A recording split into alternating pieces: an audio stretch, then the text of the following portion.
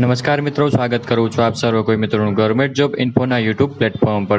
તો મિત્રો જેએમસી એટલે કે જામનગર મહાનગરપાલિકા તરફથી જુનિયર ક્લાર્ક કમ કોમ્પ્યુટર ઓપરેટરની પોસ્ટ પર ભરતી જાહેર કરવામાં આવી છે।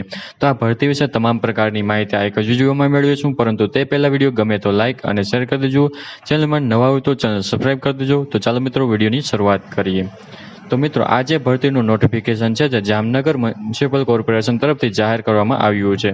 જામનગર મહાનગરપાલિકામાં જે જુનિયર ક્લાર્ક કમ કોમ્પ્યુટર ઓપરેટરની જે જગ્યાઓ ખાલી છે તે જગ્યાઓને ભરવા માટે લાયકાત ધરાવતા ઉમેદવાર પાસેથી અરજીઓ મંગાવવામાં આવી છે।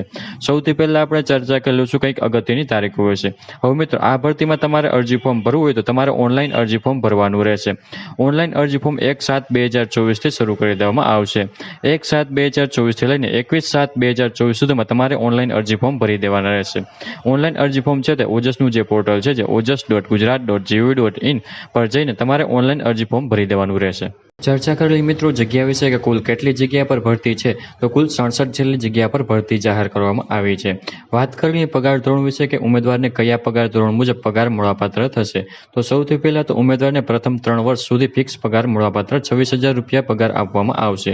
3 વર્ષ પૂરા થશે એટલે પે લેવલ 2 મુજબ 19,900 થી લઈને 63,200 સુધીનું જે પગાર ધોરણ છે તે મુજબ પગાર આપવામાં આવશે। વાત કરીએ એજ લિમિટ એટલે કે વયમર્યાદા વિશે। અરજી ફોર્મ ભરવા માટે ઉમેદવારની ઉંમર કેટલી હોવી જોઈએ, તો અરજી ફોર્મ ભરવા માટે જે અરજી કરવાની છેલ્લી તારીખ છે તેને ધ્યાનમાં રાખી ઉમેદવારે પોતાની ઉંમરની ગણતરી કરવાની રહેશે।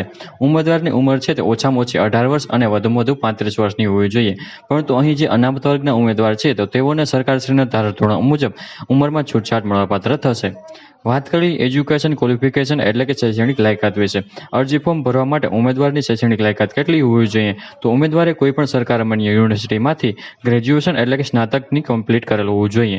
તે સિવાય એક નિમણૂક મળ્યા પછી CCC જે કોર્સ છે તે પાસ કરવાનો રહેશે। ચર્ચા કરી એક્ઝામ ફી એટલે કે પરીક્ષા ફી વિશે। કયા ઉમેદવારે કેટલી પરીક્ષા ફી ભરવાની રહેશે, તો અહીં તમામ ઉમેદવારોએ પરીક્ષા ફી છે તે ભરવાની રહેશે। જેમાં મિત્રો સામાન્ય વર્ગના પુરુષ ઉમેદવાર છે, સામાજિક અને શૈક્ષણિક રીતે પછાત વર્ગના પુરુષ ઉમેદવાર છે, આર્થિક રીતે નબળા વર્ગના પુરુષ ઉમેદવાર છે તો તેઓએ પરીક્ષા ફી તરીકે ₹500 ભરવાના રહેશે।